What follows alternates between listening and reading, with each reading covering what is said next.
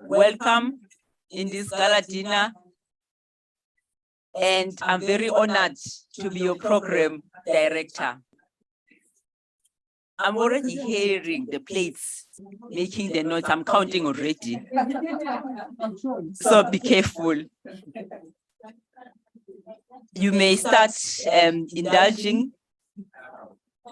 I'm giving you the permission, so I'm not going to count now because I'm giving you the permission to do so. Without wasting the time, I would like to call the father of Commerce, Administration and Law, Prof. Kaseram, to introduce our first keynote speaker. Thank you.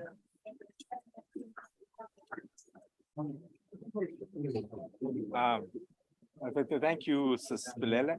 All protocols observed to our distinguished guests from EPSA, Prof. Siepe, one of our leaders, Prof. Quaylen, and the rest of us.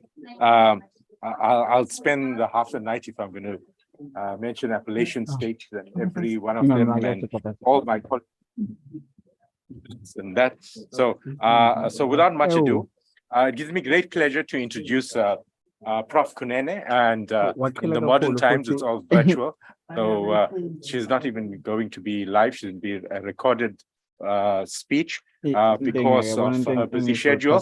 I've known Prof. Kunene since 2003. She joined the university in 1999. She started off as a lecturer and moved on to become, she moved up the ranks. So from a lecturer to senior lecturer to professor to HOD, and then to acting DVC for research, and a full DVC for research and innovation in 2021. And this is what's written here formally. But I've known her to be a tenacious worker who would send us emails at 1 o'clock in the morning for a report at 8 o'clock in the morning. And I've known her to look at every particular policy we have pertaining to research, every document we have, and to scrutinize it to the point where we are blue in the face, and but to ensure that the highest standards are maintained at the university in respect of research. And that's where I developed immense respect for her, because she doesn't cut corners, to my frustration. That a meeting which, if you cut corners, can happen in 2 hours, she will go on till 6 o'clock in the evening, after say till 6 o'clock in the evening. So that's the Prof. Kunene I am known. But in her life as a scientist, she worked on various community projects on genetic characterization of indigenous livestock and poultry, which includes indigenous goats, sheep, and chickens, to understand their resilience and diversity, technically the genetics and the phenotypic characteristics.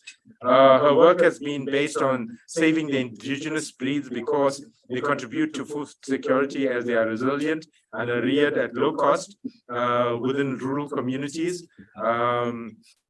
Based on her findings, she has advised government, in particular the DAF project, or the DAF program of the conservation of Nguni sheep. At least 30 postgraduate students that complete the degrees based on the characterizations. And Prof. Kunene has worked on various community projects in northern KwaZulu-Natal, where she started animal improvement projects for production and conservation.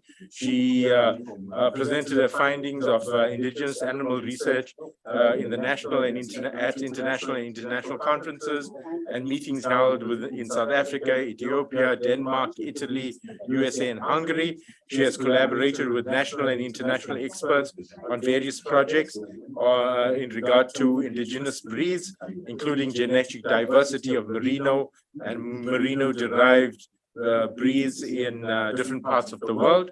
And let's put our hands together for our DVC and her mammoth achievements. What I forgot to mention, she was the first, it's not written here, she was the first Black female or woman head of the science faculty. And this was a couple of years ago. She was the first Black DVC in female in research and innovation at our faculty. So there's a number of firsts allotted to her name. So she's really a trailblazer. And so let's put our hands together for her. Thanks.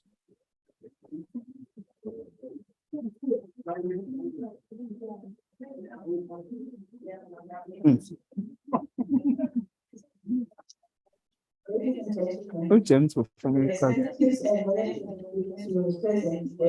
and of course, I'd like also to give special acknowledgement to special colleagues who have graced us by attending this event, and especially Prof. who is also the keynote speaker. Greetings and welcome to everybody to this gala dinner for MBALI Conference 2023 that is hosted by the University of Sweden. I would again like to congratulate the Faculty of Commerce, Administration and Law for organizing this conference, as they have been doing in the past 7 years. I thank them for inviting me, and it is an honor for me to be a speaker in this event. I'm sorry that there were changes in the last minute, and this was the best that I could do, so I do not be physically there.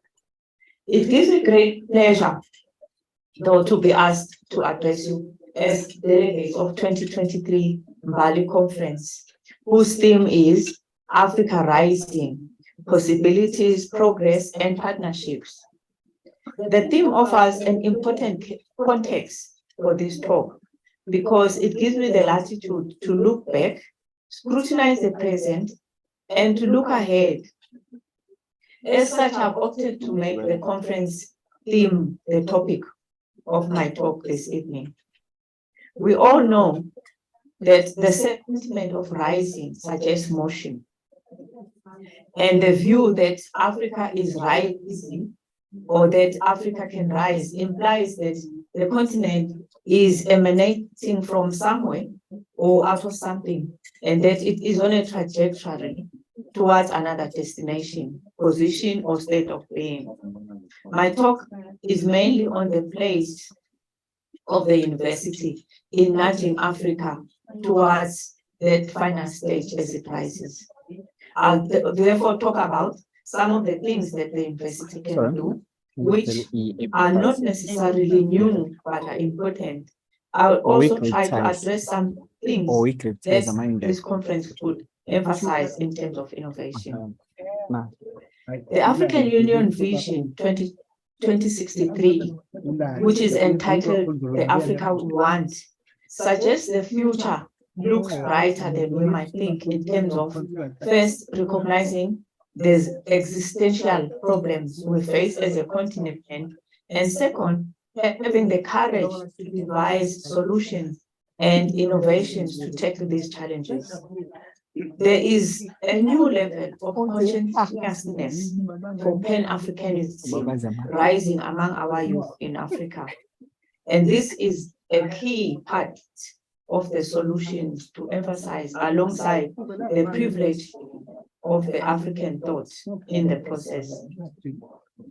I will also touch on a few things, or a few of the things that universities need to ensure that African thought is privileged as the continent arises. If I can just frame the question of Africa rising in terms of the centuries that we have, I think maybe the historians, after having looked at the changes across the centuries, will define this century as a century of the consciousness from struggles. The whole century is characterized in one way or another by this theme. It is a very young century to date, having just started 23 years ago in 2000 to now, of course, 2023, Africa Rising must be viewed from conditions of struggle, colonialism, neocolonialism, and even slavery.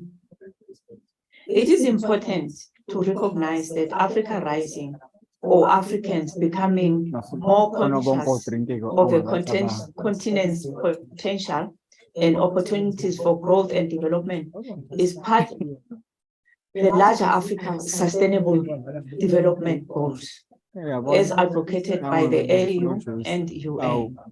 And let us not forget those goals, which are poverty, education, water, food, health, energy, peace, biodiversity, climate change, employment, communities or cities, infrastructure, industry, and so on.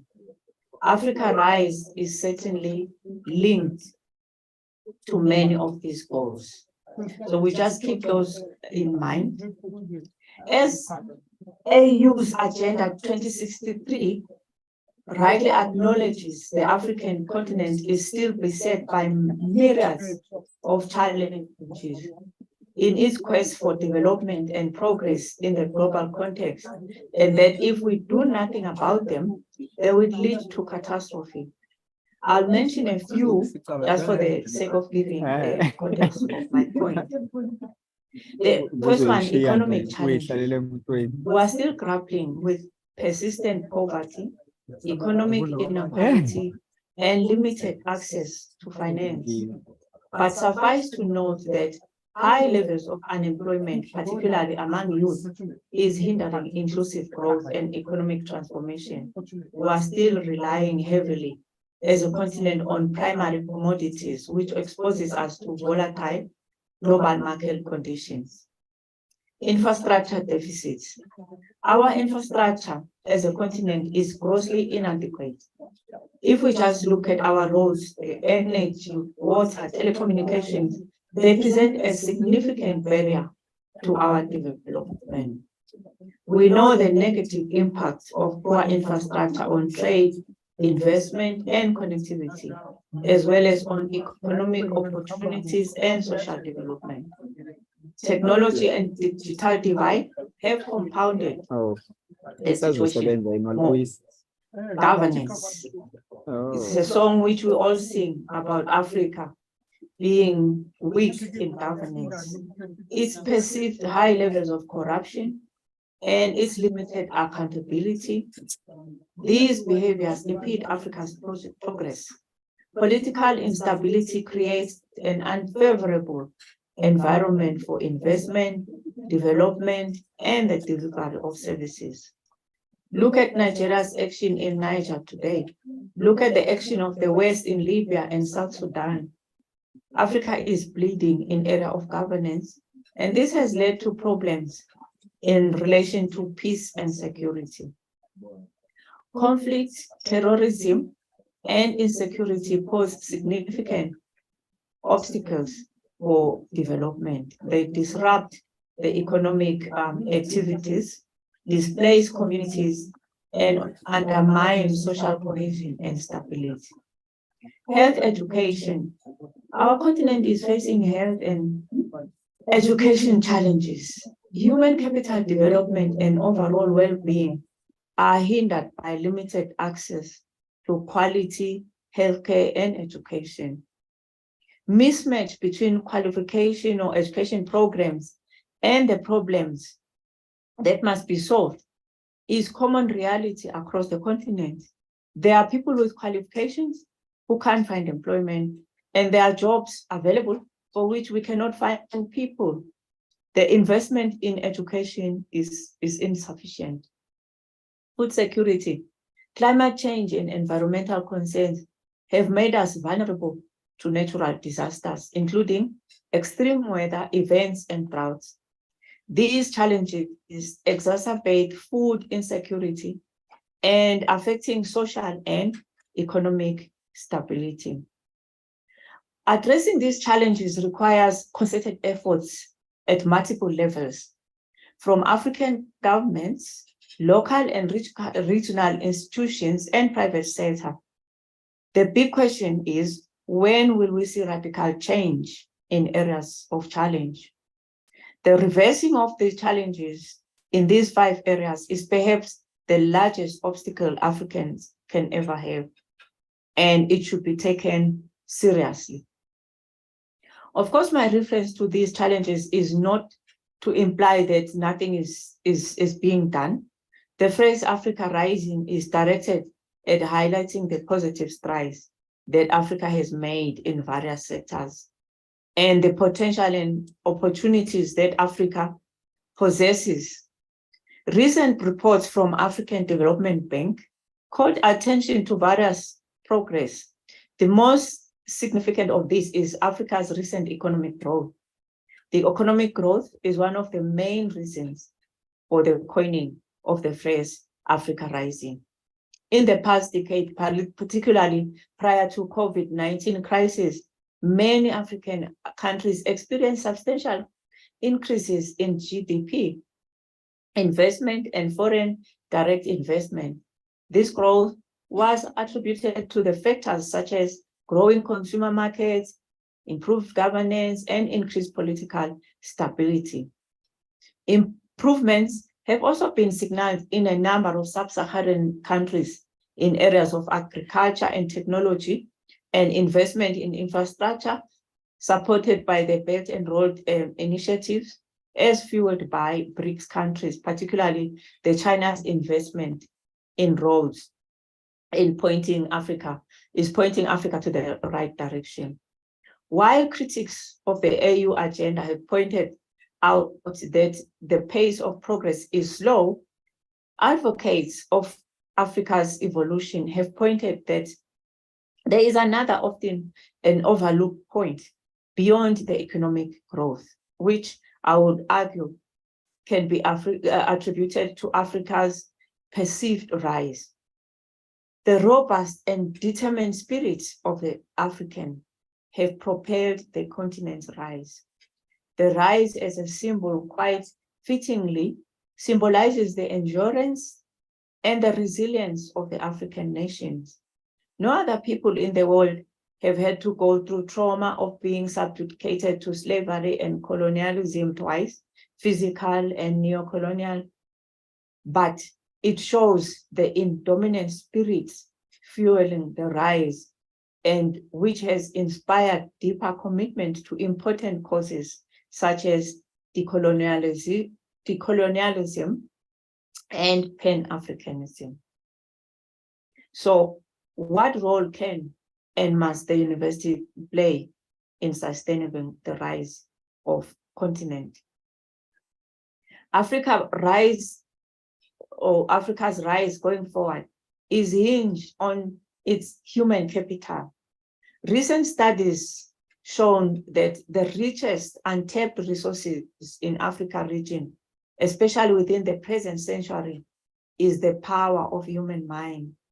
Scholars have admitted that Africa needs high-skilled human resources inputs if it will sustain its rise. This is where university's role comes in as a basis resource, which with their human assets and research institutions capable of producing knowledge, creativity, and innovation, as represented in researchers, research centers, and scientific departments. I would like to touch on 4 fundamental roles that the university must play, and one of them is linked to our reason for gathering here for this conference, and that is knowledge creation and dissemination. As a university, we must help Africa find its way. We are obligated to locate ourselves in the challenge that the continent faces and develop solutions. We should stop researching hypothetical problems and investigate real problems that society faces. We have problems in infrastructure, energy, health, education. It is pointless to be the center of knowledge creation and research, yet we are not able to provide solution to our own problems. We need to invest time to understand the problems that we face as Africans. So that is my challenge to this audience of scholars, that we need to conduct research on critical issues facing the continent, generating new ideas, innovations, and solutions. Also provide practical and theoretical knowledge for societal development. The second one is human capital development. When we tackle our own problems and not the problems of other parts of the world, as a university, we can educate and equip the next generation of problem solvers, leaders, professionals, and skilled workforce. Africa will not rise if we educate our human capital to solve European problems. This investment in human capital is essential for sustainable economic growth and development. Africa has a young and growing population, which can serve as a demographic dividend. With proper investment in education, skills training, and entrepreneurship, the young can contribute to economic growth, innovation, and job creation. The third one, entrepreneurship and innovation. We are rich in natural resources, because oil, gas, minerals, and even arable land. We have a role to direct the continent towards proper management and sustainable utilization of these resources for our benefit. We must promote and support entrepreneurship and innovation through incubators, accelerator program, and research commercialization efforts. They provide aspiring entrepreneurs with the necessary resources, mentorship, and networks to turn their ideas into viable businesses. These initiatives contribute to job creation, economic diversification, and development of homegrown solutions to societal problems. The conference must spend time on this theme and produce declarations on the role the universities must play. We must assist the continent to harness its renewable energy resources. Africa has abundant renewable energy resources, including solar, wind, hydro, and geothermal. Developing clean energy infrastructure can help address the continent's energy deficit, promote sustainable development, and create jobs. We must assist the continent develop its agriculture and agribusiness. Africa has vast agricultural potential with fertile lands and favorable climates. Investment in agriculture, including value addition, agribusiness, and agro-processing, can boost food security, create employment, and generate export revenue. We don't have to do these things alone.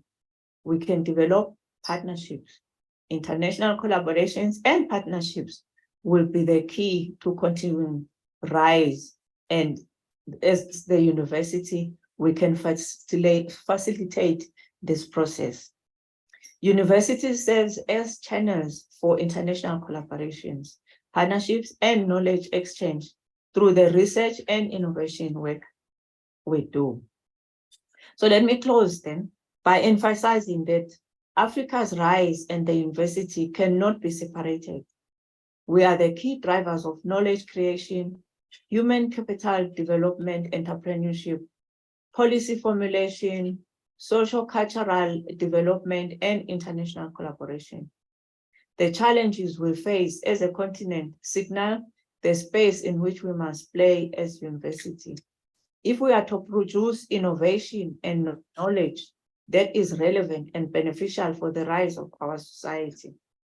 By fulfilling these roles effectively, we can contribute significantly to Africa's progress and development, and stimulating the indomitable spirit of our people.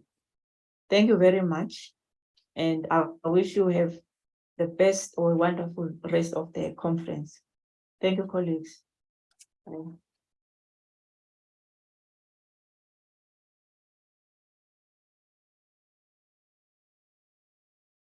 I'm very tall, so I have to keep adjusting the mic. Ladies and gentlemen, please give a huge round of applause for our DVC, Prof. Nene, in her absentia. In fact, we felt her presence. You know, the speech was very powerful. It's like she's been here since actually Tuesday. You know, she's actually summarized the conversations that we've been having for the past 3 days. So really, I'm very excited because I'm saying to myself when I'm listening to my leader, you know, that at least we seem to have a direction in terms of what needs to be done, you know, because it's all good and well for us to come together to sit, talk and talk and talk. But at the end of the day, we need to have a clear picture of, for us, you know, what is exactly that we need to do when we walk out of this conference. Please give her again a round of applause, just for the fact that it's a Women's Month, you know.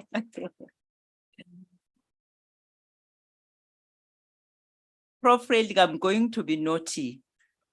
I know you've asked me to allow 5 minutes for people, for our waitresses and to us to take the drink orders. Waitresses, are you going to be fast? I can only allow it if they're going to be fast, Prof. Otherwise, or maybe they can do it while we introduce, you know, the second keynote speaker, you know, in the interest of time. Because we still want to jive, Prof. We need to dance. So I would like to call Dr. Ayansola Ayandibu to come and present and introduce our second keynote speaker. Please call the waitresses to assist. They must just run. Otherwise, I'm going to start counting.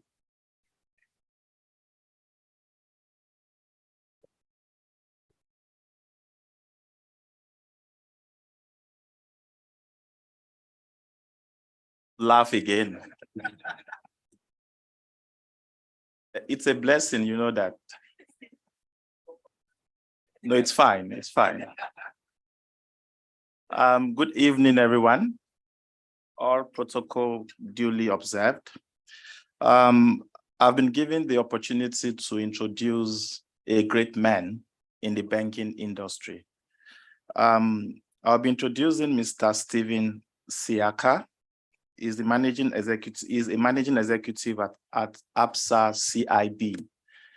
CIB means corporate and investment banking. Before I go into this profile, I would like to speak a bit about Mr. Stephen. We had some conversation outside this evening, and I could pick up the kind of person he is. He's a man of many parts and is very, very down to earth. When it comes to him conversing with you, irrespective of his position, he can even go as low as possible. He can talk to anyone. He's nice. He's approachable, because I can see that in his behavior. I'll go straight into the profile I have for this evening. Mr. Stephen Siaka is an executive member at the ABSA CIB, as I said, corporate and investment banking, who has served in the several senior management positions in the banking industry. Most recently, he was the head of public sector group, CIB and RBB. RBB also means retail and banking, retail and business banking, right? And served on the board of ABSA Vehicle Management Systems. His expertise landed him recognition within the bank to head Inclusive Growth Solution, which oversees public sector and empowerment financing. His academic qualifications include a Bachelor of Science in Mechanical Engineering from WITS, a BCom from the University of South Africa, and he has completed his CFA up to level 2. Some of us might not know what we mean by CFA. CFA means chartered financial analyst. You see, that qualification is not an easy one. It's not easy at all. Mr. Siaka has over 20 years of investment banking experience. He left Standard Bank in 2002 and joined the Treasury Department of Anglo Gold Ashanti and was responsible for one of the biggest hedge books in the world. I mean the world. He rejoined Standard Bank Treasury Global Market Division in 2006 to be part of the structuring team ranging from foreign exchange, commodities, and interest rate. I'll also pause there. You see, when you leave an organization and you are being employed again, you know what that means. It means you are valuable, you are somebody of substance. Most times once you leave for good. During 2010, while still at Standard Bank, he was promoted to head of the Energy, Power and Infrastructure and Emerging Business and Strategic Investment sector, given his extensive network and deep understanding of the sector. Mr. Siaka is also widely recognized as a leader at the Association of Black Securities and Investment Professionals, ABSIP, where he serves as the Deputy President and previously served as the Secretary General. He also leads the Employment Equity Forum at the ABSA CIP. Kindly join me in welcoming Mr. Siaka to the podium.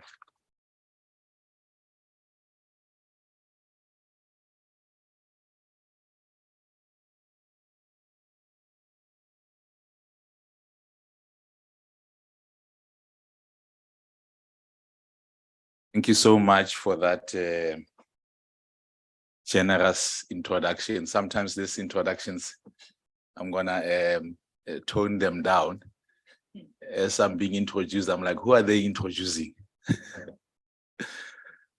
So to the MBALI conference organizers, it's such a great pleasure. I think Professor Grayling, I saw your letter, so I'll start thanking you before I come to the chairperson, Mr. Kasiram.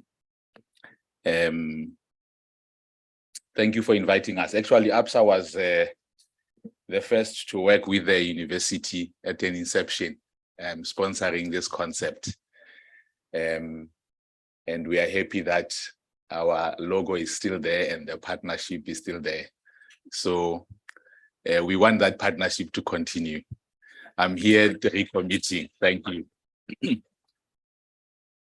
And then the last part on my side is that bankers are not a keynote address. We only do remarks.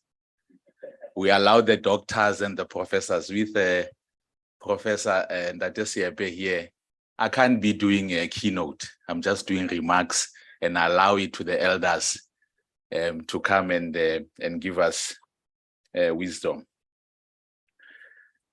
So in my remark, I'm just gonna talk about, maybe let me just give a sense of what ABSA as an institution is going through. We've just put together our purpose statement. Actually, it says empowering Africa. As tomorrow together, one story at a time. So it took us 6 months to put this statement together. So from next year, you'll see us going very heavy on the marketing. Currently, we are talking about how we are helping communities with energy, but this purpose statement, we fought hard about it. That empowering Africa being at the center of that. But the tagline, we like it as well, one story at a time. Interestingly, I met Lizette, who has put this lovely chairs and stuff, and tells us the story about how she came to ABSA, asked for, or rather went to several banks to ask for support to build her own building, not too far from here. Sounds like a crazy idea, but ABSA believed in that idea. And those are the stories that bring tears to us, one story at a time, because banking is a derivative institution. Doesn't build houses, but it supports a lot of dreams, and it empowers a lot of dreams. And when a date hits an emotion, it creates memory. So people don't forget when you help them. On the first time they had have to buy a car, had to buy a house, and so on and so forth. So let me submit in my remarks saying that whatever we are talking about, there is a sense of urgency I feel must grasp all of us. As I was talking to the doctor who introduced me, I was saying in Nigeria, new president comes in, says, I'm going to do 4 things. One of them is to remove subsidies where there were subsidies. And one of the areas was around energy. And that subsidy has been removed. So their petrol price moves from 165 naira to 600 naira overnight. If that is not enough, exchange rate sort of depreciates or weakens from 400 is now 900. And you know, in Africa, we have these imports. So the cost of living in Nigeria is high and there's tension. And so 2 weeks ago, I was in Kenya. There was a march, and the march was about the high cost of living. And even there, the government has have brought in new taxes, and people are feeling things are pinching us. And the reason I'm talking about other countries is because you know South African problems more than I know them. And the cost that has been creeping slowly from all sides. And then when you get home, you want to relax. You can't even read that book that is going to enlighten your life. So I think we are at the crossroad and we must be quicker. So if I look at China, and I'm talking about China and India because we are fortunate as South Africa to host the BRICS next week. So if you study China without going deeper, you realize that the government is at the center of that development. It's driven by that development. If you look at India, you get a sense that the economy is growing despite the government.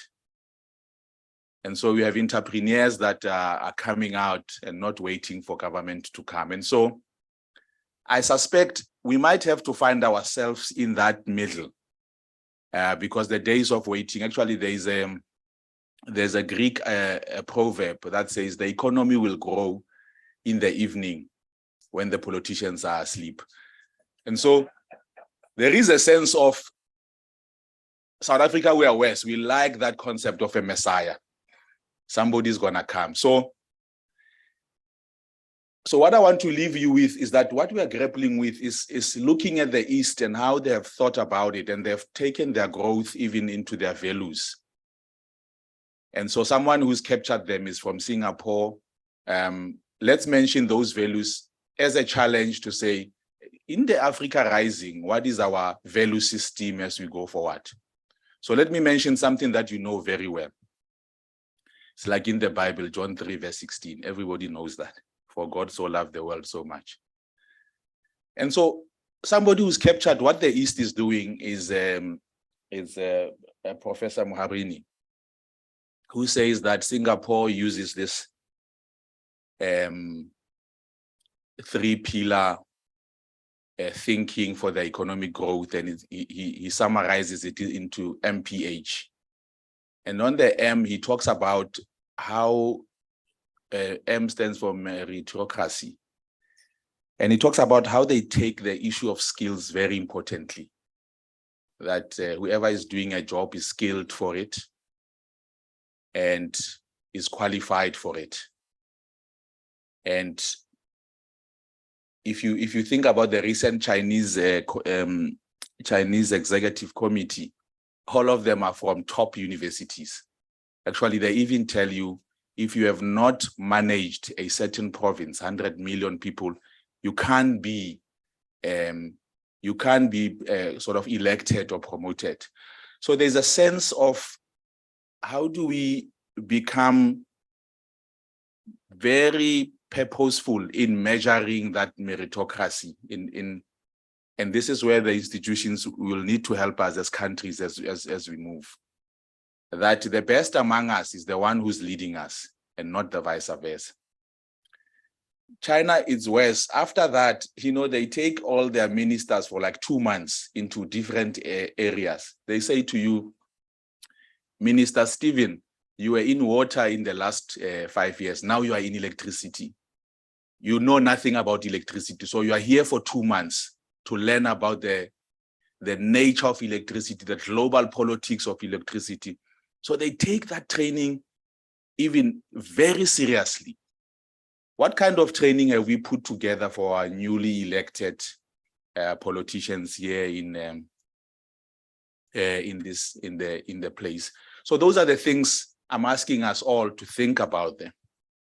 And secondly, on the P side, on the MPH, they talk about pragmatism, an English word, but the Chinese explains this English word very easily. They say that the Chinese president says, whether a cat is black or white, as long as it catches the mice. And so in our societies in Africa, for us to rise, we have to be pragmatic. Does this thing work? Yes, and not be consumed in ideologies. I am part of the diversity and inclusion. And people are saying, it's about who says what. If it's said by me, if I'm a female, it's not taken. If it's said by me because I'm young, it's not taken. Only so-and-so is being listened. And pragmatism must be in our way of thinking. If the idea is great, let's use that idea, and it doesn't matter who it comes from. And lastly, Professor talks about the age, which is difficult for all of us, is the honesty. If things are not working, to have the courage to say things are not working and have tough conversations. Personally or workplace, tough conversations are difficult to do, and maybe not in the University of Zululand, but in APSA, people are telling us you're allowing few people to misbehave. If it's a senior person, you don't act, but if it's a junior person, you act with an X. And so where is the honesty, personally plus professionally? So in Africa, just building on where Professor Kunene is, infrastructure is absorbing us as APSA.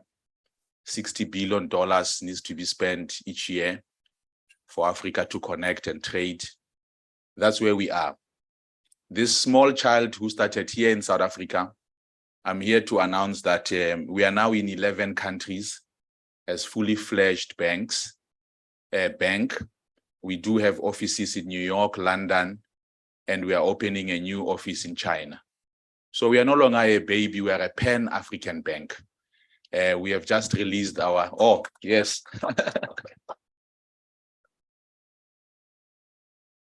We have just released our half-year results. They look good, but in finance, when the interest rates go up, there's a bit of an endowment there. But the accountant general is here to keep us honest. So I think this conference, as the Professor Kunene was saying, as I'm going to sit down, it's about us helping each other. What I've submitted is that we're saying as Africans, what are those pillars that are sacred to us? And I'm asking you, as the East, through one professor, they've summarized how they look at this. Part of our growth and participation in that space, what do we define as our values? And these are part of the conversations that we are discussing with all the countries. And as Professor Kunene has said, we are rich with all those minerals.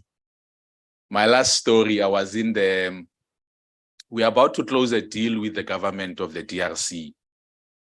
And it's about helping them to build roads. When you are there, you realize what conflict can do to a nation.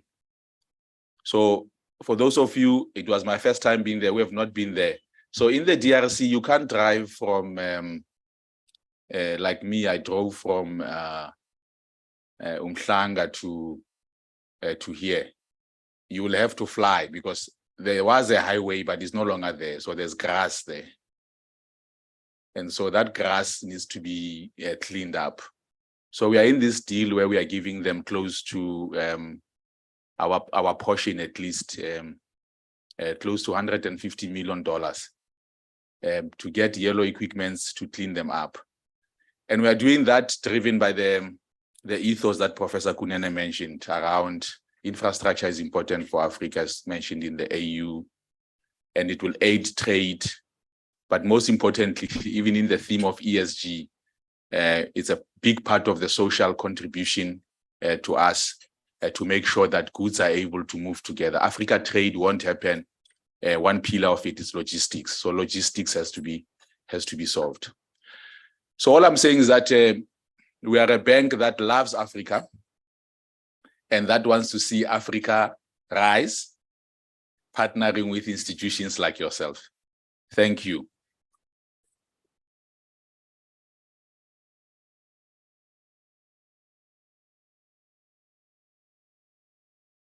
Thank you very much, Mr. Siega, for sharing such a important and very informative information.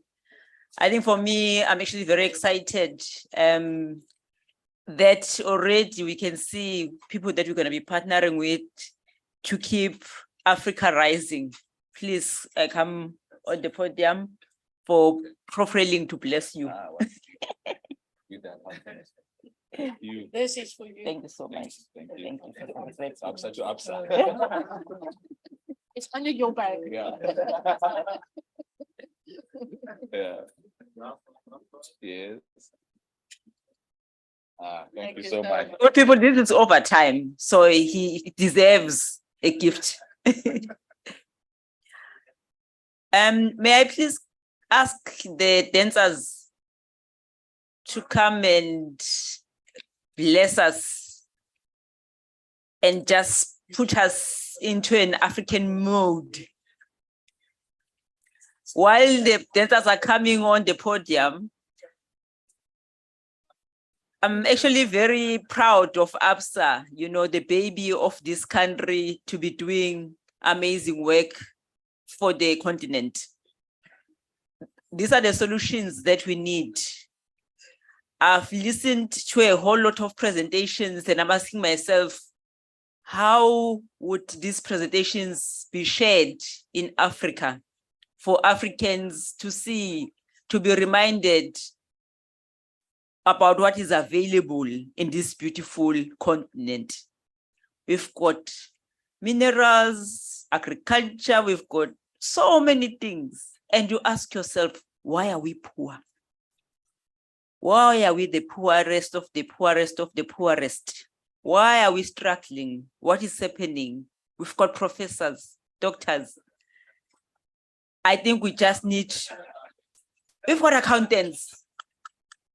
You know, I'm actually very, I'm standing here asking myself, but we are sitting here, we're sharing all this important information, but why is it not helping Africa, you know, to be the most powerful, you know, in the world? But maybe Prof. you know, just to share with us, as a reminder, maybe there are things that happened in the past that are putting us to where we are, because it does not make sense to me. And I'm thinking to myself, I'm not seeing us, we keep talking. In Africa, we talk. We talk. We've identified problems, but why are we not moving? Why are we not, you know, having serious action plans and turning this situation around? So I'm just looking forward to our third keynote speaker.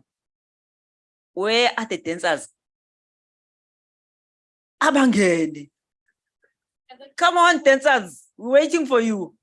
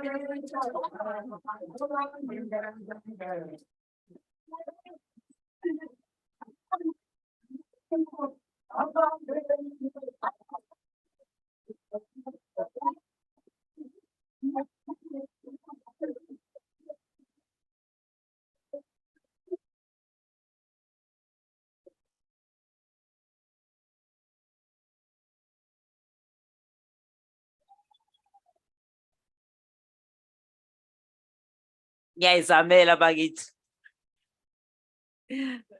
Oh, thank you very much to the youngsters. Geez, they've done very, very well. I'm not familiar with this kind of dance. It's different, you know. So it's the fourth industrial revolution, I can see. This one, Aishem, is at a different level. Without, you know, the drums and stuff, you know, I am impressed. Without wasting time, I would like to call Prof. Aya to come and introduce Ubabu Siepe, Prof. Siepe, who's our last keynote speaker. And please listen also very carefully here, because we need to be coming up with solutions. I want to see Africa rising, because Africa is full of possibilities. You know, we need to prioritize. We have to start prioritizing things now and stop talking.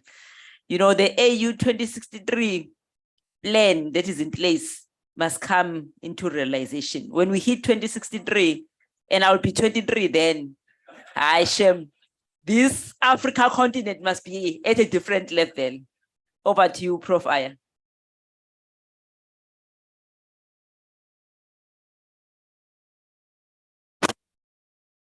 Thank you, Program Director. Good evening, ladies and gentlemen. It's an honor and privilege for me to introduce our last keynote speaker for today, Prof. Sipho Siepe. I'm not going to read out Prof. Siepe's CV. It's so long and decorated that we won't just be here for the gala dinner, but we'll stay for the gala breakfast, if I had to do so. I've worked with Prof. Siepe for a while, a few years back, and driving to the venue, I was thinking, what word could I describe? What word could I use to describe Prof. Siepe? And it was very difficult to think of a word, but eventually I came up with a word, and the word is polymath. Now, I'm sure not many of you would have heard about that word, and it doesn't mean that he's a maths expert, because he is a physicist by training. But polymath is an individual of wide knowledge or learning. Now, Prof.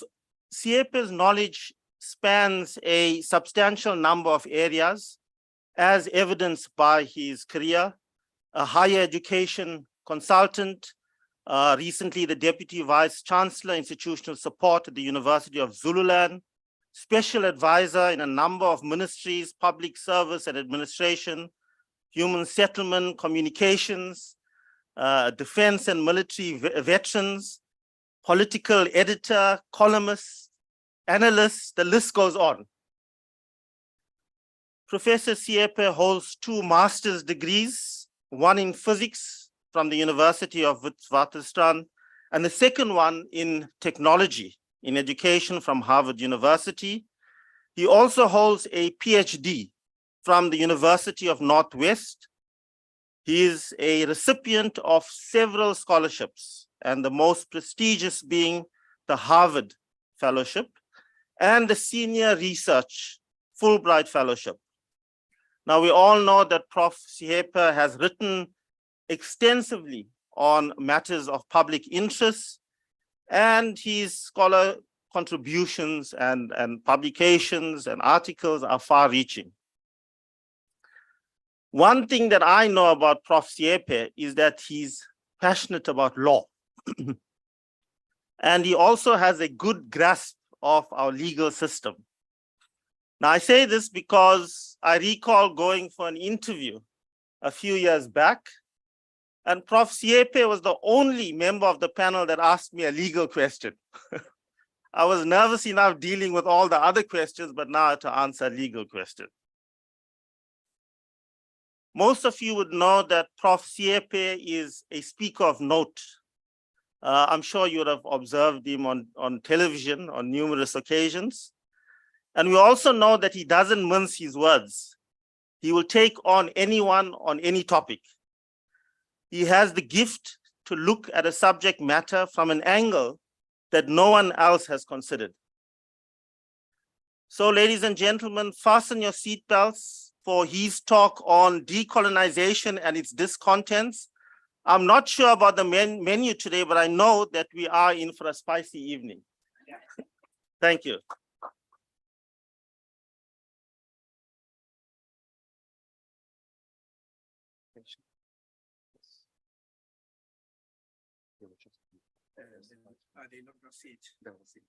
Sorry, while Innocent is preparing, colleagues, may I just please request that you just keep quiet. I know sometimes, Africans can make noise, but this is not the time to make the noise. I've been trying to tolerate, and I'm counting and counting, and I'm like, hi, you can't do this to me. Please, colleagues, can we just respect this space? This is the last speaker. Thank you. Otherwise, you're shy. Let's go back.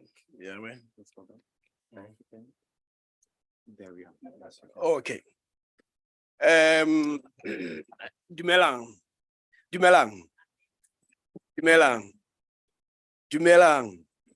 Where I come from, when you greet people, they respond. And I've seen also the animals, especially dogs, when they see another dog, they respond immediately with the intention of befriending a dog or biting it. So I'm used to that sense of response. But as a way of introduction, let me thank the university for supporting this venture. And also the leadership from Professor Mtose to the DVCs and the deans and the deputy deans and the professors who are here for always making sure that this becomes one of the most successful event. And I was quite impressed at the diversity of topics and the number of, I would say the galaxy of scholars who are here. And that actually shows that Africa is actually rising. So that will be the first part. The second part, I'll also want to express my appreciation to APSA for continuing to supported this venture. I was a bit struck that the step line has changed from the time when I was at ABSA. In my previous life, when I was dealing with the issue of strategy, it was then the step line was today, tomorrow, and together. But I do like one story at a time. And this is what we are about. But I thought we should build on the theme that defines this university. This university has been very ambitious. Some will say recklessly ambitious because no other university has actually decided to say it is a node for African thought. That's a very profound ambition. And it's also profound to an extent that people internationally that we spoke to, they say it's about time that an idea like that find expression in an institution. So you should actually congratulate yourself for that level of courage. Then the second thing is to build on the discussions that we've been having around what the questions that the program director was asking. Why does Africa, despite this brilliance, highly educated people, you talk about the Dar School in Dar es Salaam, you talk about Ibadan School, you talk about many schools, you talk about the universities here, and yet we seem to be unable to deal with Africa's problem. That program director is what I want to talk about. And it starts first with what has been said, that one of the big mistakes we've made over the 20th century is to think that the elimination of colonial administration brings an end to the space of coloniality. And Einstein put it differently, that part of the problem that we have is that we want to solve the same problems that we have with the logic that created them. We inherit all the structures and processes that were designed to produce a particular outcome. And then you think the result will be different. That's crazy. And Audre Lorde has put it differently to say the master's tools will never dismantle the master's house. If an instrument is designed to do something, or if you have a car that is designed to drive at 100 kilometers per hour, for you to take that car and you think it will then move to 120 kilometers per hour, you are actually crazy. That is against the laws of physics. And as we know, the laws of physics never fail. They are different from the laws that are made by men, which are whimsical, that change from time to time. So we need to understand why there's a persistence of coloniality. We need to ask ourselves why 30 years down the line, things have not changed in South Africa. Why, what Kadasma talked about, he says what we need to do is to move beyond the geopolitical imagination of apartheid. Yet everything that we do seems to be reproducing apartheid. I'll give you a good example. I'm a product of VETS. And when I was at VETS, I knew that we were getting more money as a university than any of the universities here. Historically, English-speaking universities were getting a lot of money. We're getting donations.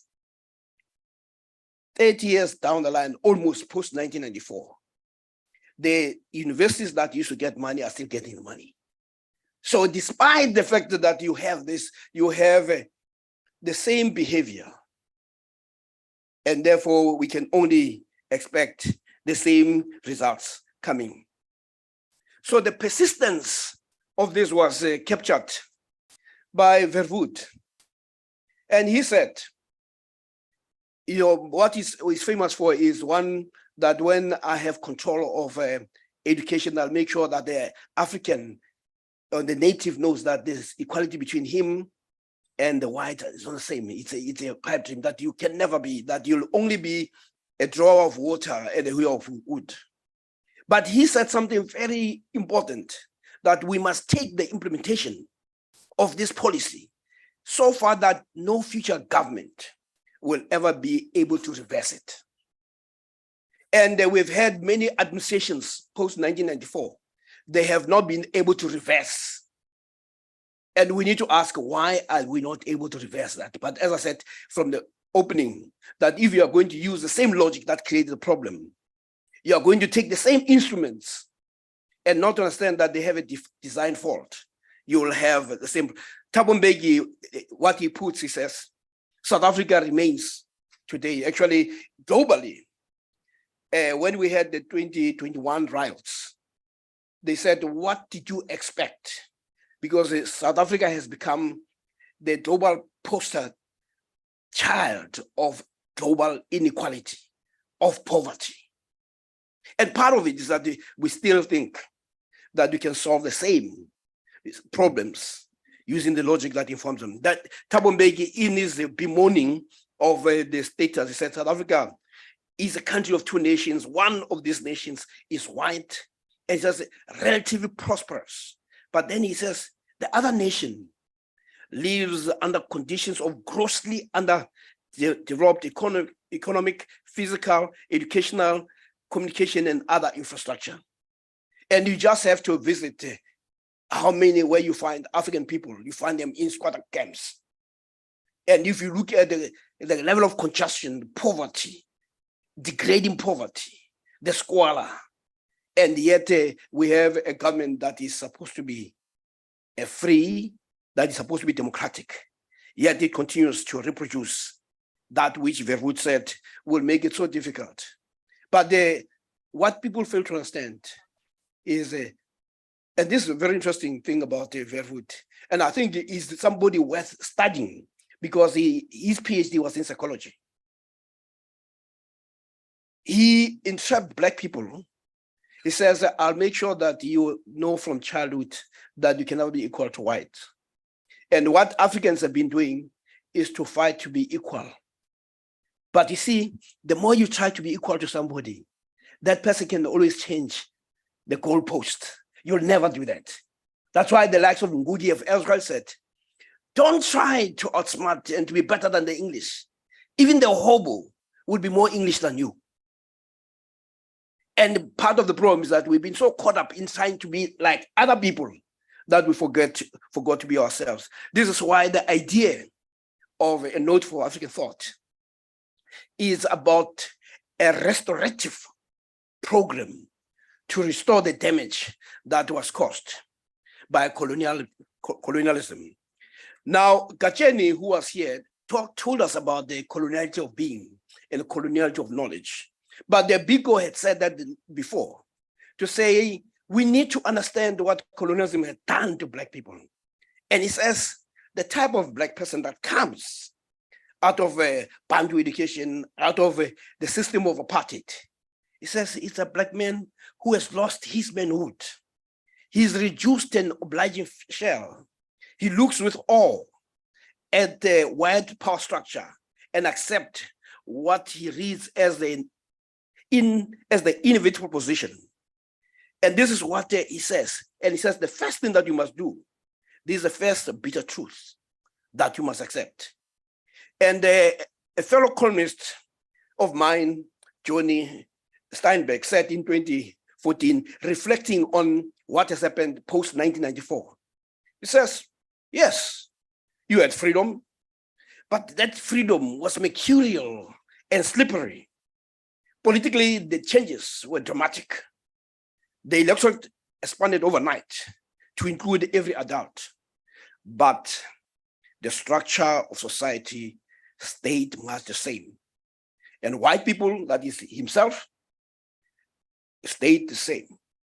And they remained white people doing what white people have always done, running the professions, the corporations, the universities, expertise, wealth, technical knowledge, and social confidence. All of this remain deeply associated with whiteness. So when you talk about, an aspect, even the Black people will always want a white person. This is why all our policies are imported policies, because they must come from people who do not look like them. This is what Verwoerd had done. So Verwoerd succeeds post 1994. And if we don't understand that, then you'll understand why we continue to reproduce the nonsense that we are actually reproducing. A friend of mine told me something very interesting, and it was really about the mindset. She said to me, you know, my son is amazing thinker. I said, oh, this friend of mine, very close, happened to be white, and was telling me about the son. And I said, so what does your son say? He says, my son was driving, I was driving with him, and he's about 12 years old. And he started thinking of setting up a business. I said, no, that's very interesting. But you see, he said, I'll set this business and I'll employ Andres. And Andres is a fellow who works for his father. So this white child knows that he is going to be the boss. And Andres, who is minding his own business, does not know that there's a job for him. And but he has a child knowing full well from childhood that I'm going to run the show. So what it means that we have not disrupted that notion of being third-class citizens in the country of our birth.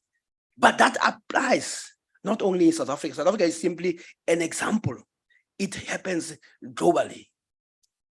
I'll give you an example. The lack of confidence that Black people have in them.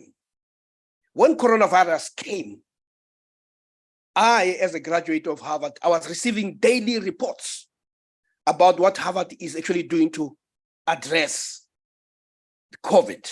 They got all the scholars in medicine. They tended the MGH, Massachusetts General Hospital.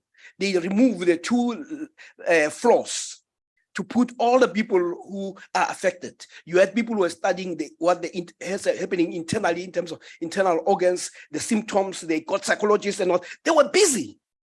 One university. Although the answer came from Johns Hopkins, which was also doing something else similar. Africa, with a population of 1.3 billion, was doing nothing. They were doing nothing. Cuba was trying to solve the problem, small and poor as it is. Russia, Japan, they were engaged in trying to find a solution. Africa was waiting with 1.3 billion people. You have one university that says, we're going to try to solve the problem, and they come up with a problem. And what do African leaders do? They call a press conference. They complain that these guys are not giving us a vaccine. They call it big names, a global apartheid, vaccine apartheid. But the rest of the world said, but why do they think the world owes them something? Why couldn't the whole continent do something? But this is the impact of what colonialism has actually done. And this is what the node for African thought must disrupt. So effectively, the thinking of that child is because of what Mahoba said, that what is common between a judge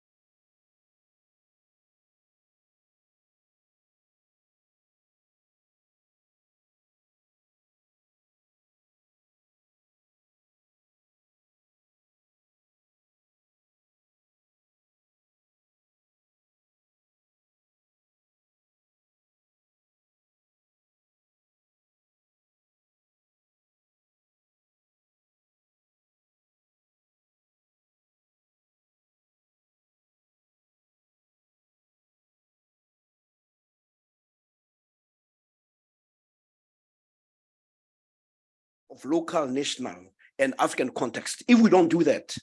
But for that to happen, we must, address what I call the intellectual underdevelopment of Africans or of Africa, the intellectual underdevelopment.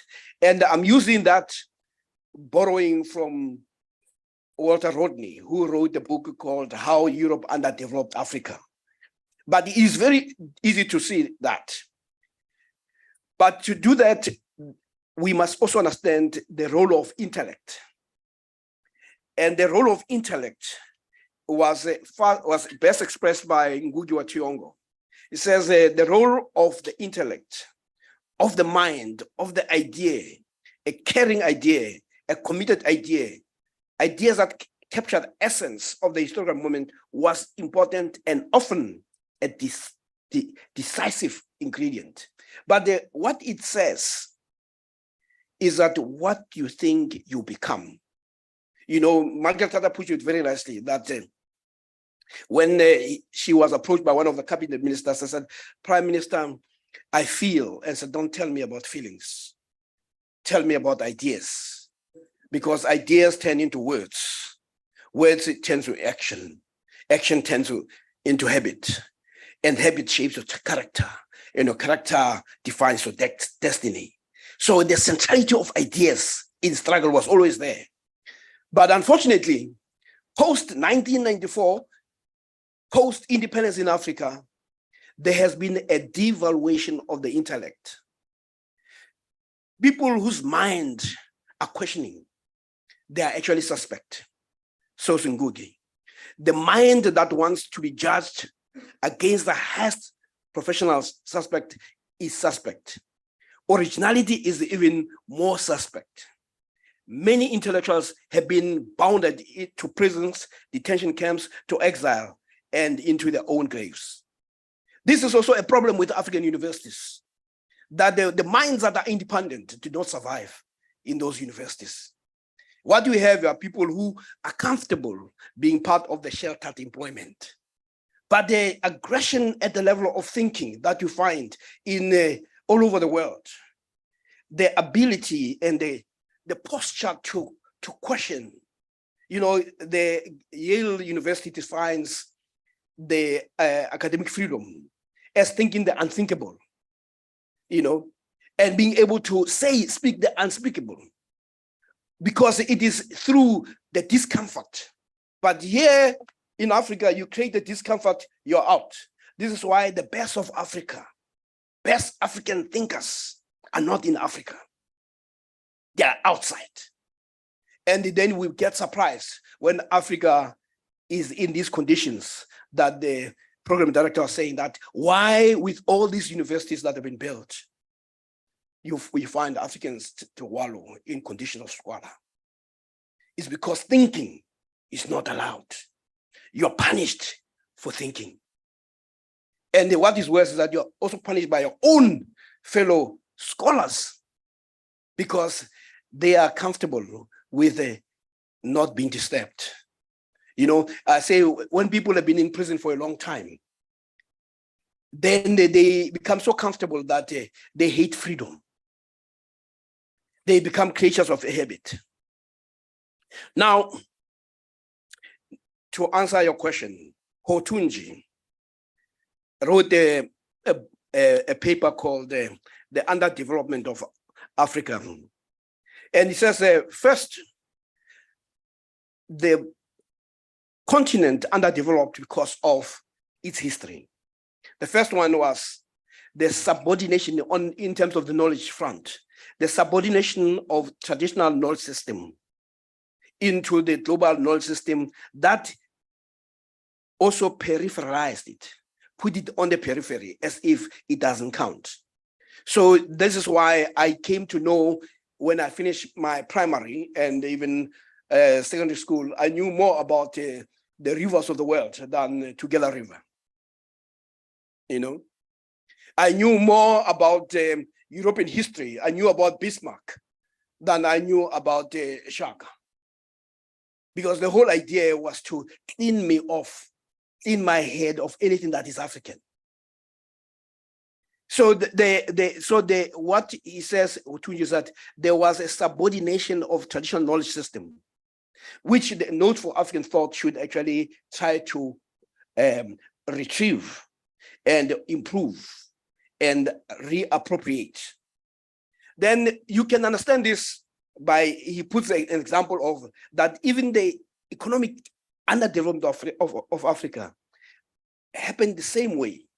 Now, I want you to look at the link between intellectual underdevelopment and also economic underdevelopment. And you see the parallels there.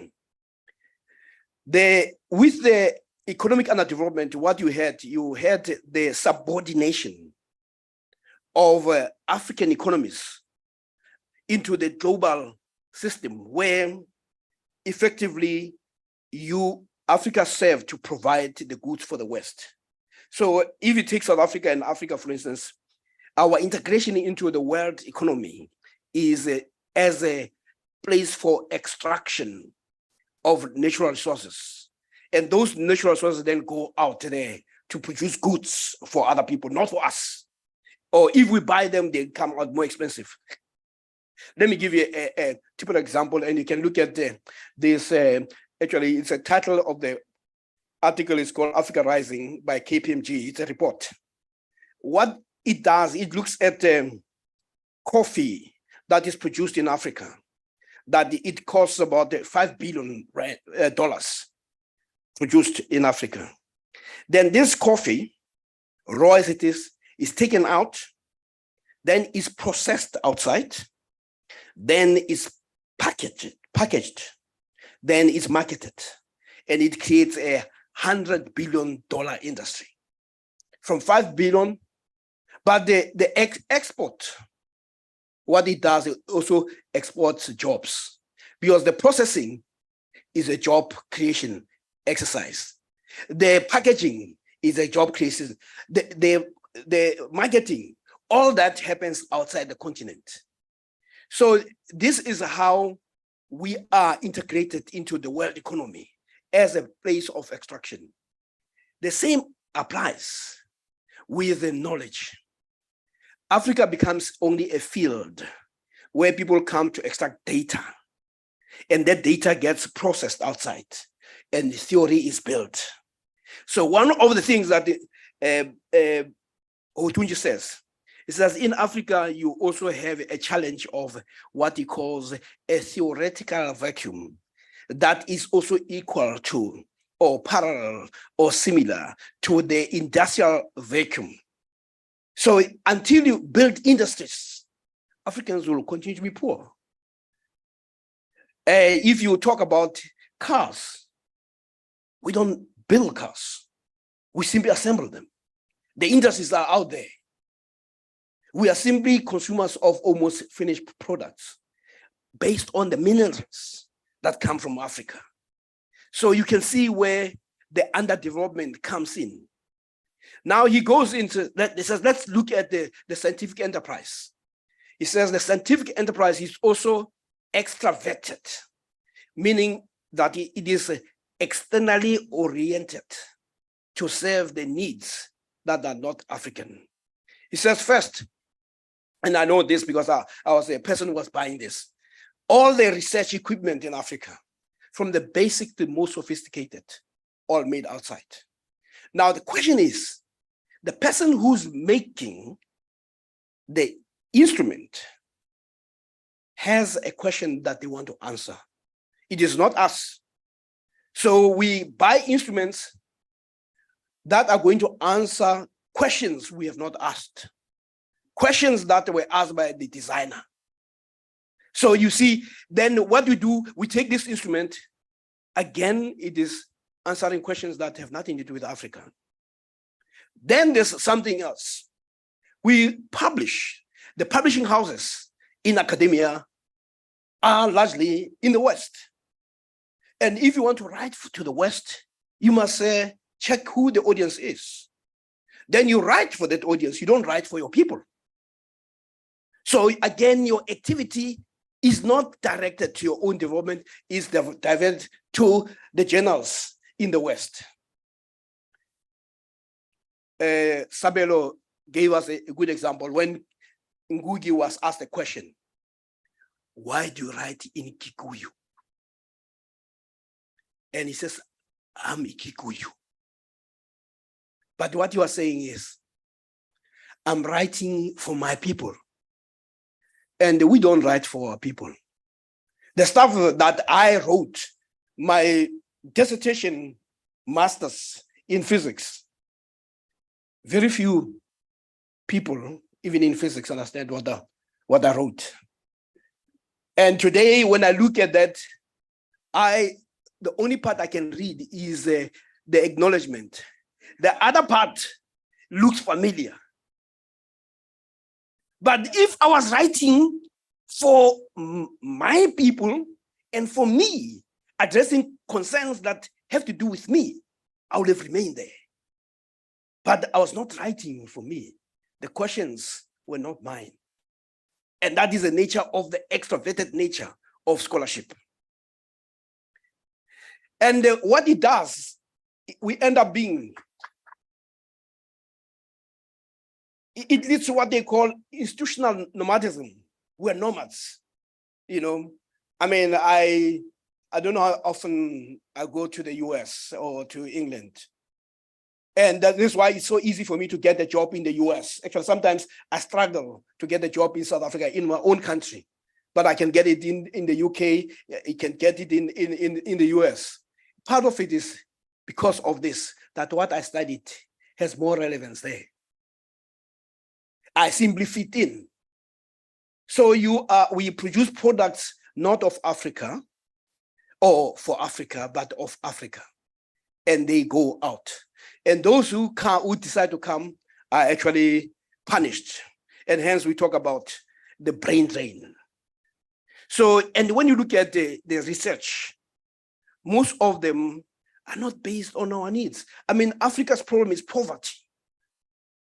But we were busy with all other things other than dealing with our problems. We should actually be expert on poverty. We should be expert on dealing with inequality and we're having a solution to it. But what we do, we spend time, you know, complaining.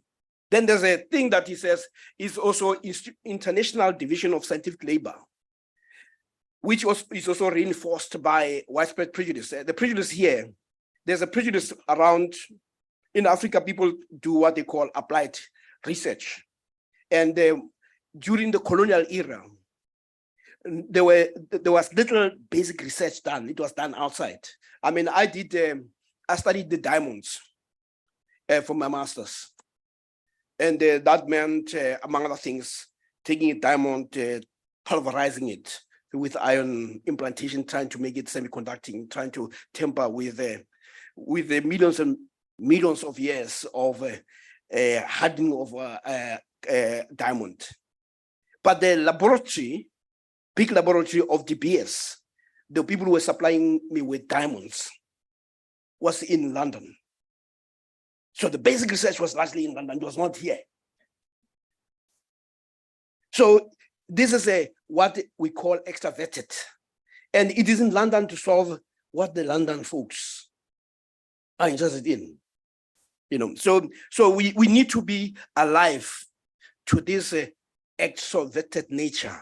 And what a note for African thought says is let's upend that short circuit.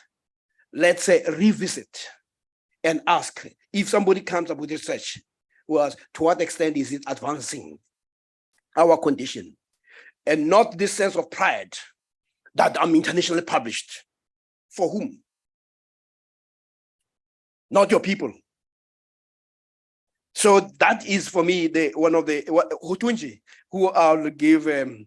You'll have a chapter on that. It says that, and it says that also when we write not for ourselves because the publishing houses are outside, and what it does, it leads to mental extroversion, where even as you start thinking.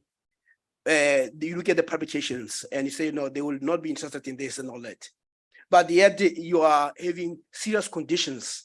This is why sometimes even politicians in Africa have no respect for scholars says, yes, we give them money, but what do? You should listen to the politicians in this country. They ask the same question, and it's a right question. They should be asking a question: why do they invest so much money at universities for students to merge out of these universities to joining the mass of the unemployed? And that question has not been asked. The question of relevance.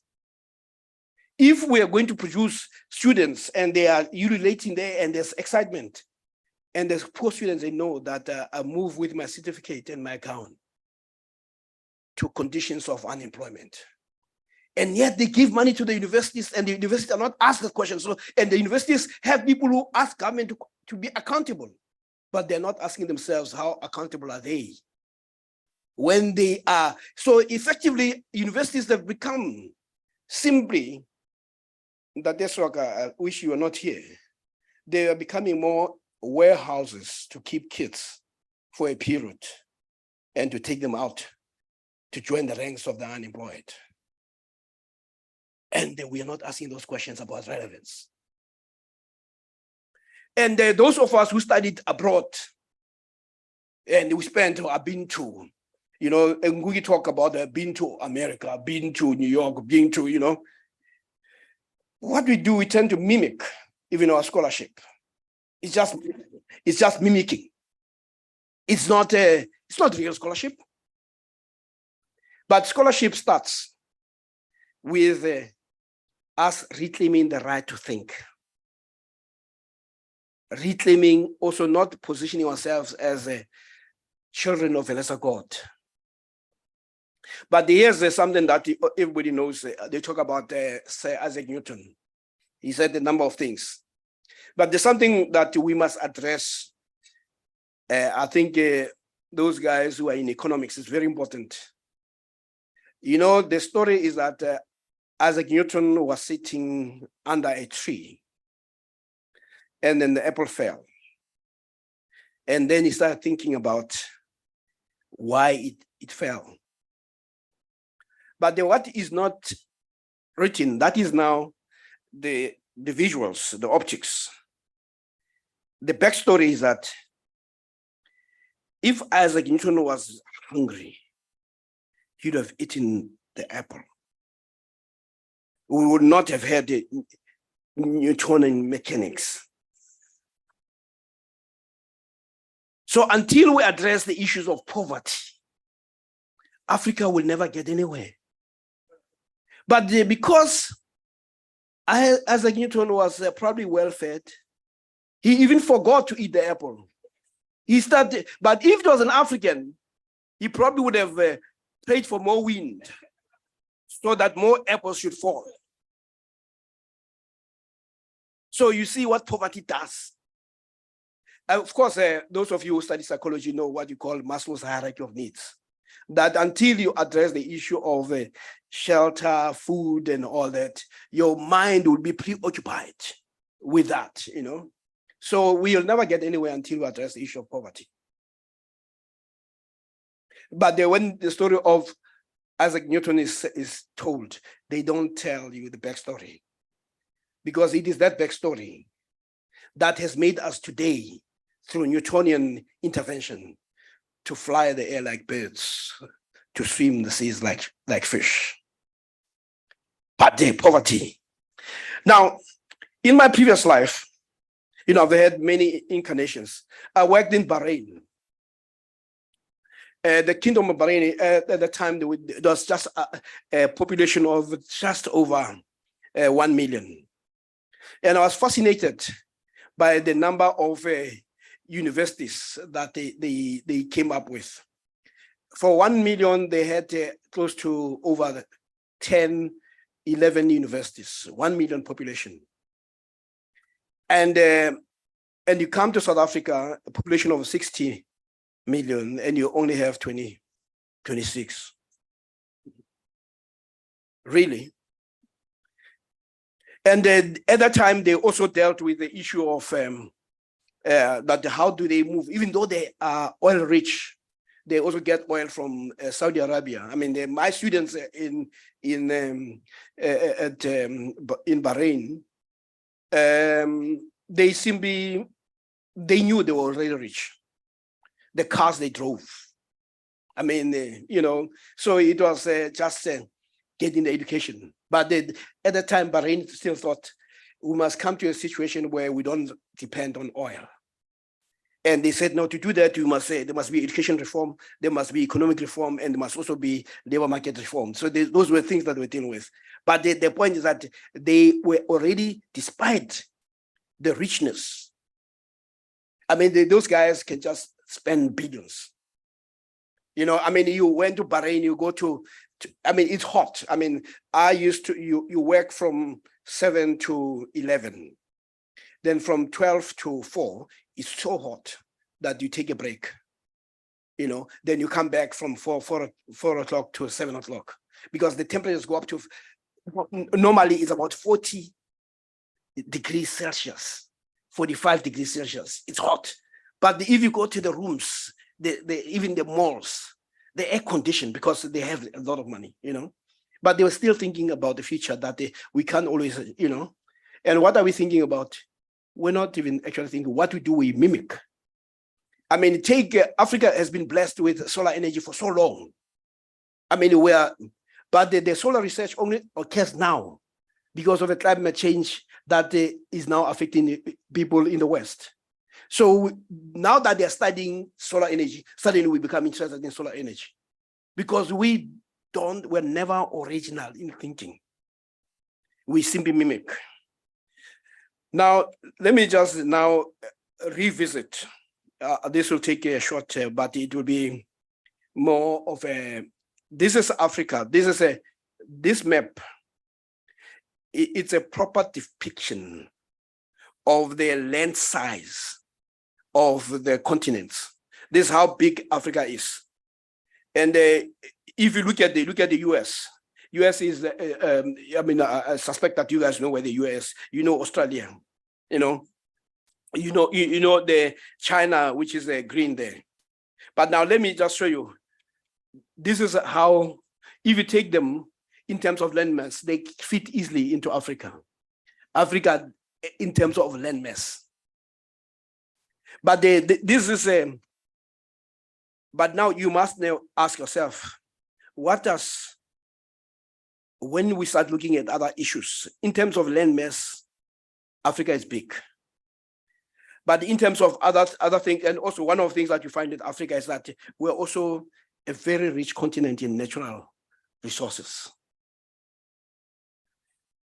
There is no richer continent.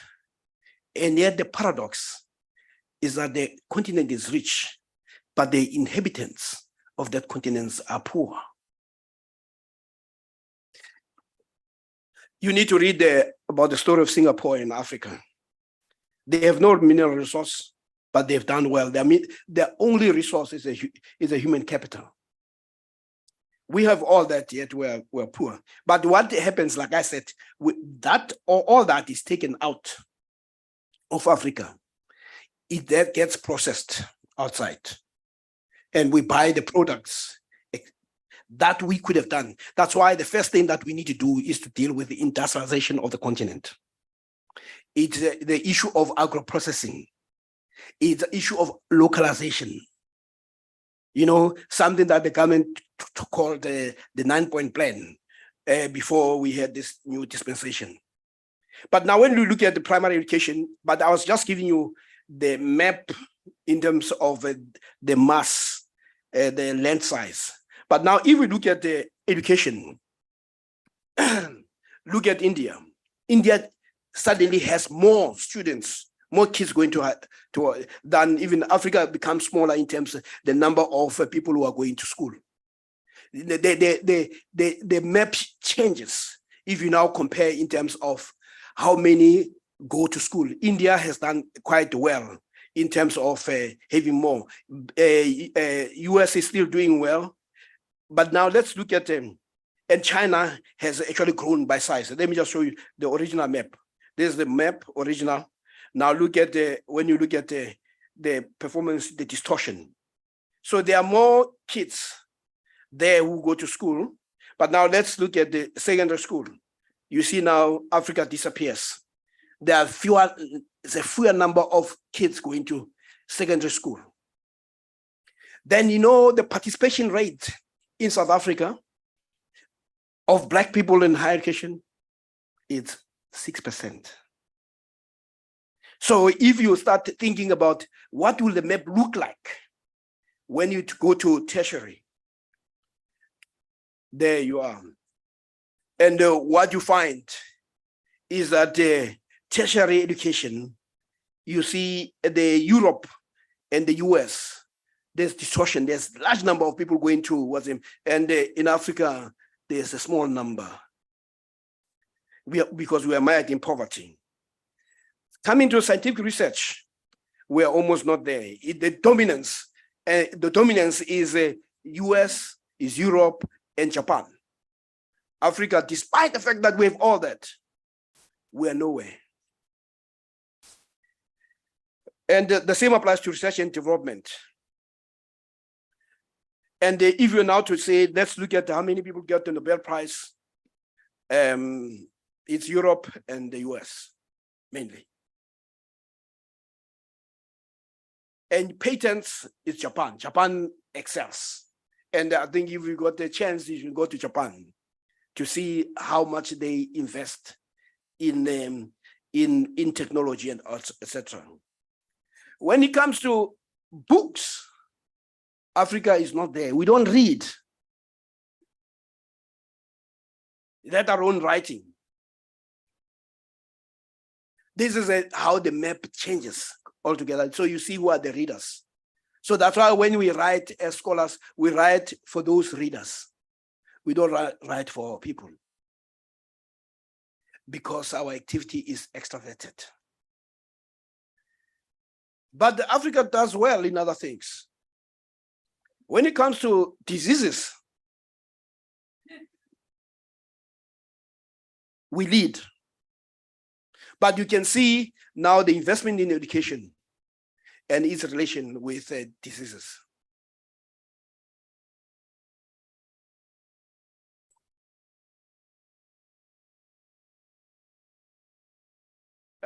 Your comment says I should not comment.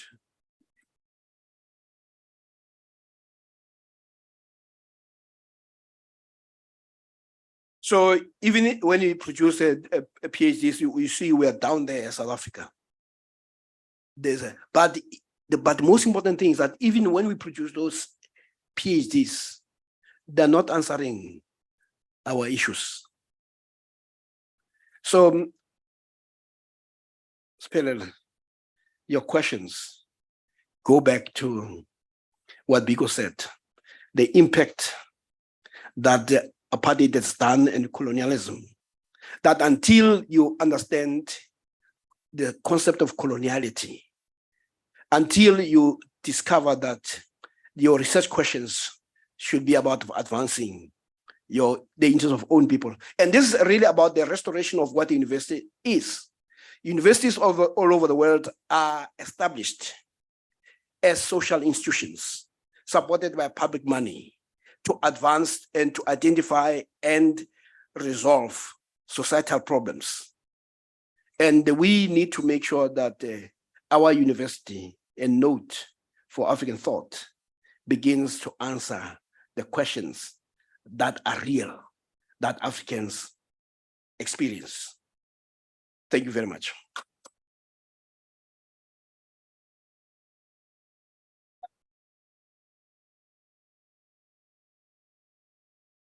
Prof, please come on the podium. Prof Freiling.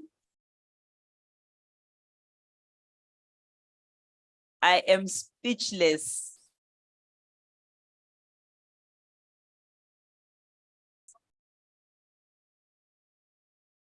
Thank you so much.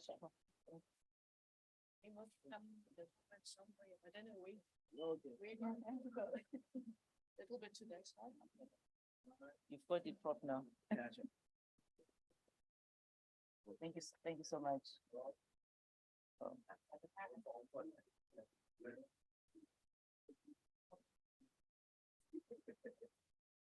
Okay. Thank you. So, Prof, we have a standing ovation. Wow, please give him another round of applause.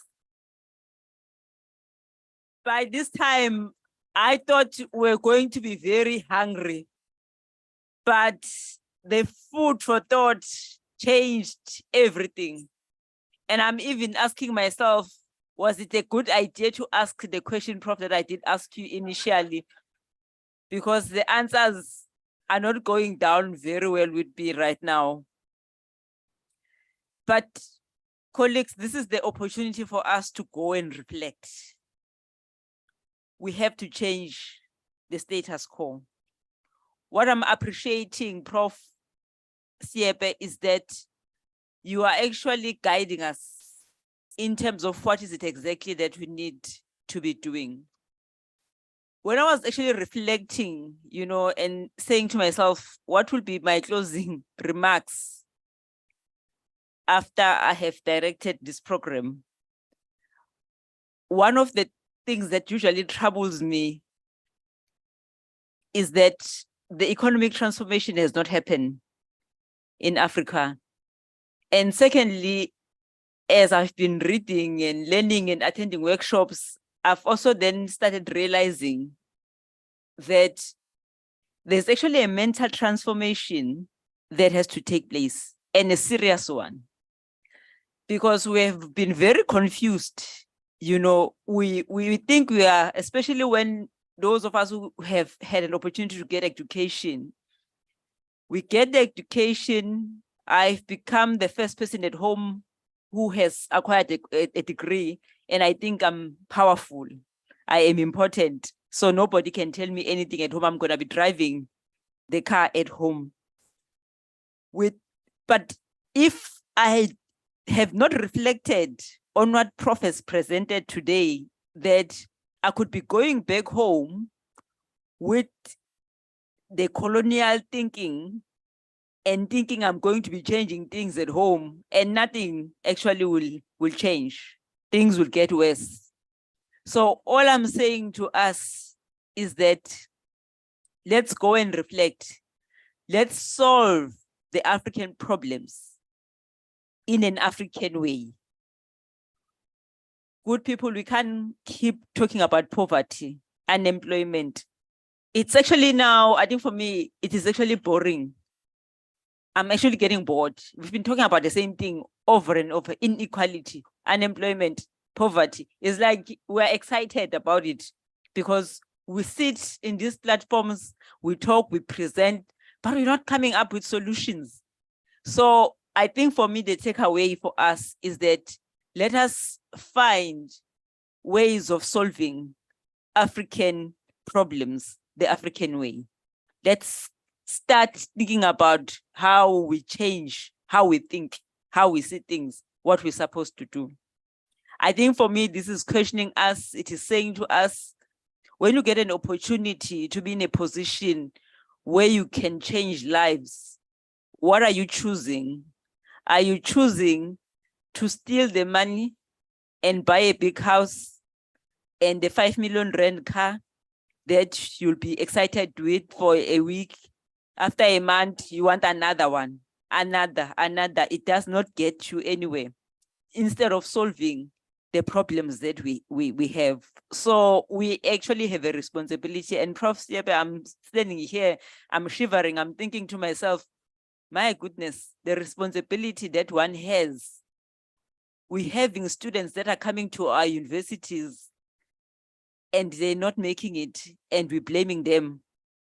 What is the role that I'm playing? I'm saying, I think for each and every one of us here, this is saying, I'm actually being reminded about the presentation by one of the speakers on the entrepreneurship workshop that we had on Tuesday, about us being reminded that we are all flowers, we are all MBALIs. But now when we walk out of here, I think we need to be honest. We need to do a proper reintrospection and say where we are.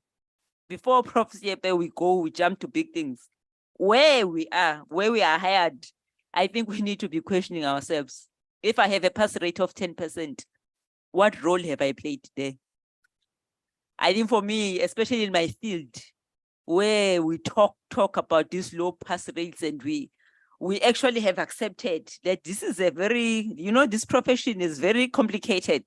Only few makes it, but that's not true. If I made it when I could not even make an English sentence after matric, what is stopping the rest of kids, even those who actually have an opportunity to even go to good school, where they come with the good, because initially you would have thought maybe English was an issue here. But then even those who go to good schools, they still struggle. So the question is, what is the problem, Africans? Africans, let's go back. There's a homework for all of us. We need to reflect. We need to reflect and be honest. Thank you, ladies and gentlemen. Let me not keep you. But for me, this is very emotional, because it is saying we've been singing poverty, inequality as if somebody else is causing it, but we are also a problem. Each and every one of us must go and reflect. Yes, we can blame some of the systems at the same time, but we also have to do something where we are, where we can change things. Thank you very much. You've been such a great audience. Please give yourself a huge round of applause. Thank you very much. Good night. Those who are driving, drive safe. Those who are traveling upstairs, travel safe as well. Thank you very much. Goodbye. Bye-bye. Enjoy the dinner. Sorry, please, can I just direct how we're gonna deal with how we're getting the food? Some of us are very lucky, yes. We've been sitting with powerful people. So this is the first table that will go and lead us. But I need to check how many serving points do they have. Is it 1 or 2? So that there's only 1. So may I please, then I'll be directing until we are done. Oh, they want to dance. Okay.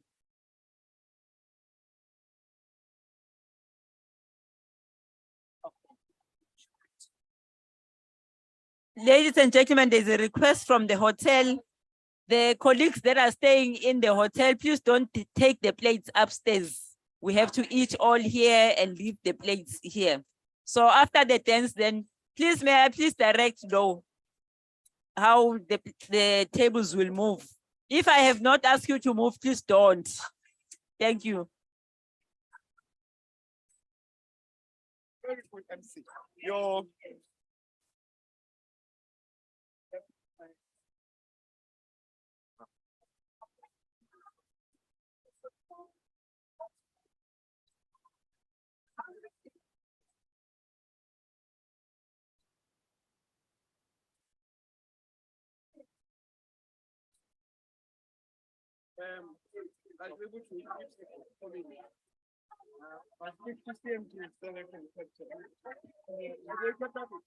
yes, we recorded it.